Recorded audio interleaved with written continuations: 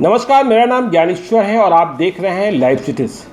हमें पता है, मुझे आपकी चिंता भी मालूम है कि जो भी लोग बिहार के बाहर फंसे हैं, संकट की इस घड़ी में बिहार आने के लिए कितने बेचैन हैं। आपकी बेचैनी को देखकर ही स्पेशल ट्रेन चलाने का फैसला किया गया। तो आपको इस वीडियो में हम बताने जा रहे हैं, समझाने जा रहे हैं, ठीक से पूरी बात सुनिएगा कि इस ट्रेन से कौन लोग सफ़र कर सकते हैं, कैसे सफ़र करेंगे, कहाँ टिकट मिलेगा, कैसे अनुमति मिलेगी, साथ कौन कौन लोग आएंगे, भाड़ा कितना होगा, सब कुछ बताएंगे।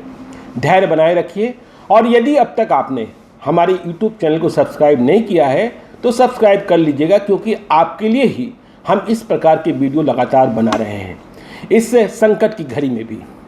तो देखिए, झारखंड के मुख्यमंत्री हेमंत सोरेन हैं, जिन्हें इस बात का श्रेय जाता है कि लॉकडाउन की पीरियड में सबसे पहली ट्रेन अपने प्रदेश के फंसे लोगों के लिए उन्होंने चलवाई और यह ट्रेन अब रांची पहुंचने वाली है, जो हैदराबाद से चली।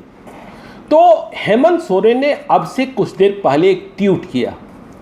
आपको यह भी बता दें कि कोटा से छात्रों के लिए, झारखंड के छात्रों के लिए ट्रेन चलने वाली है, चल रही है, कुछ ही मिनटों में चल देगी। तो हेमंत सोरेन बहुत सुलझे हुए व्यक्ति दिखाई पड़ रहे हैं, जिस तरीके से वे ट्वीट कर रहे हैं और जिस तरीके से इंतजामात देख रहे हैं, क्योंकि उन्होंने ऐसी व्यवस्था करने में कामयाबी हासिल की है कि कोई आपाधापी न मचे।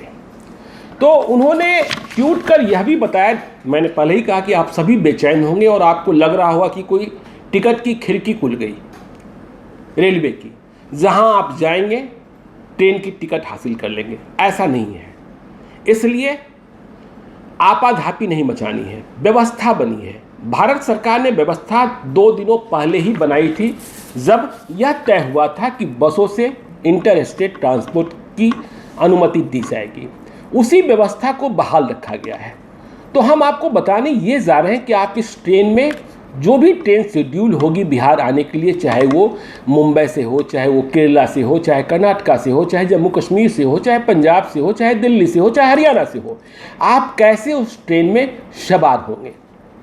तो देखिए, भारत सरकार ने व्यवस्था ये बनाई कि हर जिले में एक नोडल अफसर बनेगा, जो वापस लौटने वाले व्यक्तियों को चिन्हित करेगा, जिनके यहाँ आवेदन दिए जाएंगे और जिनकी स्क्रीनिंग होगी, और यह देखा जाएगा कि उनके भीतर कोरोना का कोई लक्षण नहीं है। जिनके भीतर कोरोना का लक्षण मिलेगा उन्हें जाने की अनुमति नहीं दी जाएगी। तो हेमंत सोरेन बता रहे हैं, देखिए उन्होंने आज ये जो जानकारी दी, मेरे पास वो कागज़ है, वो ऑर्डर है, या यूँ कहें कि ट्वीट की प्रति है, जिसमें वो बता रहे हैं कि कोटा से चलने वाले छात्र कैसे चलेंगे, जो ट्रेन अभी चल रही है। तो आपको ट्रेन में सवार होने के लिए टिकट लेने रेलवे स्टेशन नहीं जाना है।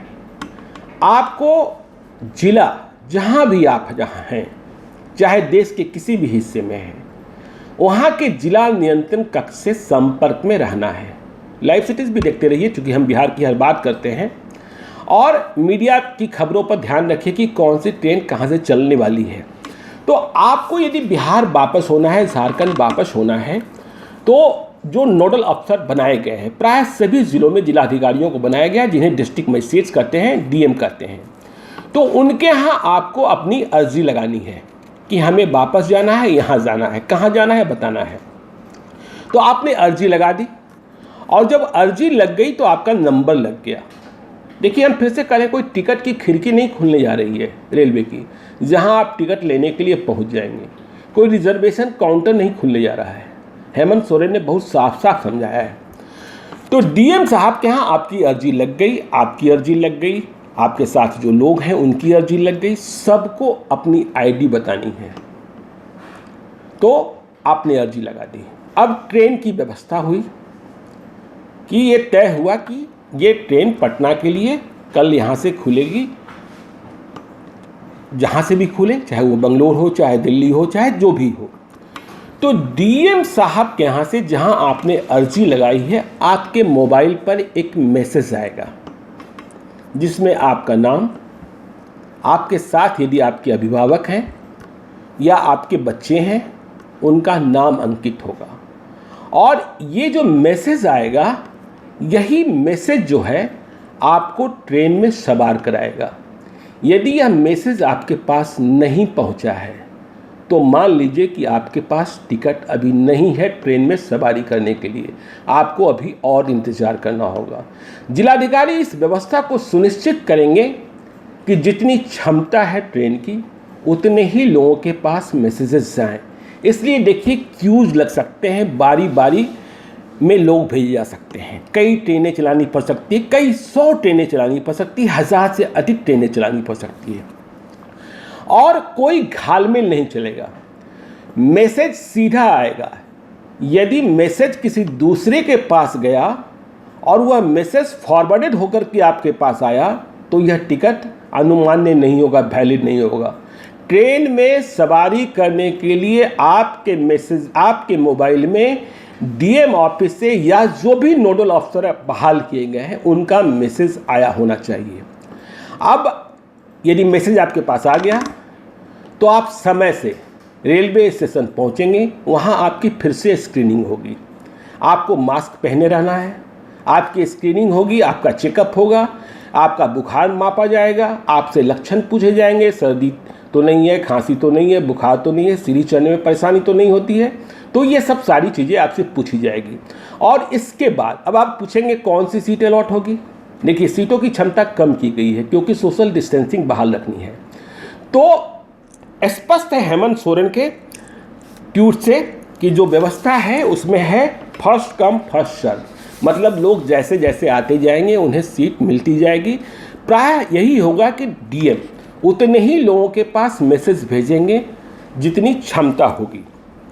हाँ, अब आपके साथ देखिए, अब उन्होंने कोटा के संदर्भ में बात की, क्योंकि कोटा में छात्र छात्राएं ही हैं, कि छात्र छात्राओं के साथ पेरेंट्स आर अलाउड, मतलब अभिभावक जा सकते हैं, और जो स्टूडेंट्स हैं उन्हें अपना आईडी रखना होगा। ठीक इसी तरीके से जो बिहार के निवासी हैं, जो बिहार आ रहे हैं, उनके पास किसी भी प्रकार की आईडी होनी चाहिए, चाहे वो आधार कार्ड हो, चाहे वो वोटर आई कार्ड हो, चाहे वो आपकी फैक्ट्री का कार्ड हो, कुछ भी होना चाहिए। तो इस तरीके से आप ट्रेन में सवार होंगे। अब सवाल पैदा होता है कि ट्रेन का भाड़ा कितना होगा। तो ट्रेन का भाड़ा देखिए, जहाँ से ट्रेन खुल रही है और जहाँ के लिए ट्रेन जा रही है, उसके सामान्य दर्जे का स्लीपर क्लास का जो भाड़ा है वह आपको देना होगा। इसके साथ 50 रुपये के एक्स्ट्रा चार्जेस भी लगेंगे। देखिए, कोई एयर कंडीशन बोगीज नहीं चल रही है। ये जो व्यवस्था की गई है वीआईपीज़ के लिए नहीं की गई है, ये व्यवस्था आम लोगों के लिए की गई है, मजदूरों के लिए की गई है, छात्र छात्राओं के लिए की गई है, पर्यटकों के लिए की गई है, श्रद्धालुओं के लिए की गई है। और इसके साथ ही यह रेलवे ने स्पष्ट किया है कि जहाँ से ट्रेन स्टार्ट होनी है, मतलब जिस प्रदेश से स्टार्ट होनी है, वहाँ की राज्य सरकारों को व्यवस्था करना है कि सफ़र के दौरान जो खान पान की जरूरी चीज़ें हैं वो यात्रियों को मुहैया कराएं, और इसके लिए अलग से कोई शुल्क नहीं लिया जाएगा। जो 20 रुपये का शुल्क लिया जा रहा है, 50 रुपये में शामिल है, वह इस शुल्क में शामिल है। तो इस तरीके से आप ट्रेन में सफ़र कर सकेंगे। देखिए, अब आप पूछेंगे, आपके मन में भी एक सवाल पैदा हो रहा होगा कि ट्रेन में वक्त कितना लगेगा। तो देखिए, आम तौर पर जो ट्रेन का वक्त होता है, जैसे आप मान लीजिए कि पटना से आप एर्नाकुलम जा रहे हैं, पटना से नई दिल्ली जा रहे हैं, पटना से आप मुंबई जा रहे हैं, तो जो वक्त लगता है उससे बहुत कम वक्त इन स्पेशल ट्रेन को आने में लगेगा, अपने डेस्टिनेशन तक पहुंचने में। कारण ये है कि रेलवे का आम परिचालन, जो रोज़ के दिनों का परिचालन होता है, वह बंद है, इसलिए रूट्स बिजी नहीं हैं। केवल स्पेशल ट्रेन चलाए जा रहे हैं और उनके स्टॉपेज सभी स्थानों पर नहीं है। कॉमर्शियल स्टॉपेज सिर्फ रखे गए हैं जहां जरूरी बदलाव करने होते हैं, चाहे रूट्स के कारण होते हों, चाहे कहीं विद्युतीकरण है कहीं नहीं है, चाहे कहीं गार्ड चेंज करने होते हैं, कहीं ड्राइवर्स चेंज करने होते हैं, तो इन कारणों से।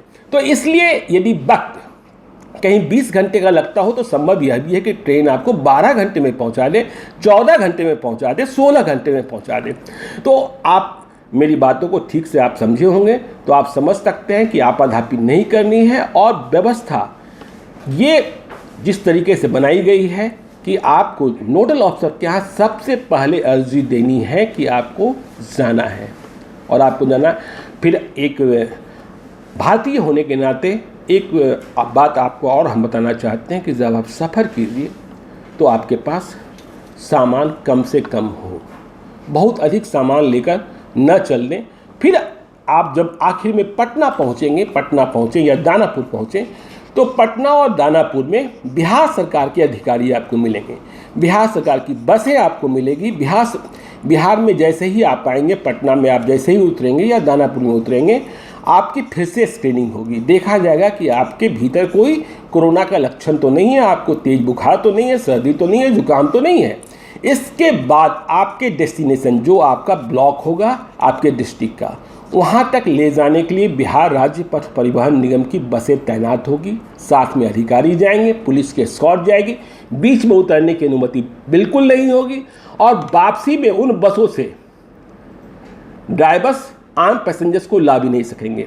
तो आपको आपके डेस्टिनेशन तक, मतलब ब्लॉक तक पहुंचाया जाएगा, फिर वहां आप क्वारंटाइन किए जाएंगे, जो इंस्टीट्यूशनल क्वारंटाइन है। यह स्पष्ट है कि आप सीधे घर नहीं जाएंगे, आपको पहले क्वारंटाइन किया जाएगा, कराया जाएगा, उसके बाद ही आप अपने परिवार वालों से भेंट मुलाकात आप अपने घर में प्रवेश कर सकेंगे। अब क्वारंटाइन की अवधि क्या होती है, यह आपके स्वास्थ्य पर निर्भर करती है, यह डॉक्टरों के मशवरे पर निर्भर करती है। तो हमने आपको बता दिया है इस वीडियो में कि आप जहां भी हैं, वहां से बिहार आ रहे हैं तो कैसे आएंगे, बिहार पहुंचेंगे तो क्या होगा, घर कब पहुंचेंगे। आप देखते रहिए लाइव सिटीज़ को, हम आपके लिए ये सब जरूरी वीडियो लेकर के आ रहे हैं। और यदि अब तक फिर से हमारी आरजू है कि यदि अब तक आपने हमारे YouTube चैनल को सब्सक्राइब नहीं किया तो जरूर कर लीजिएगा। और यदि इस वीडियो को फेसबुक के माध्यम से देख रहे हैं तो पेज को लाइक कर दीजिएगा। धन्यवाद।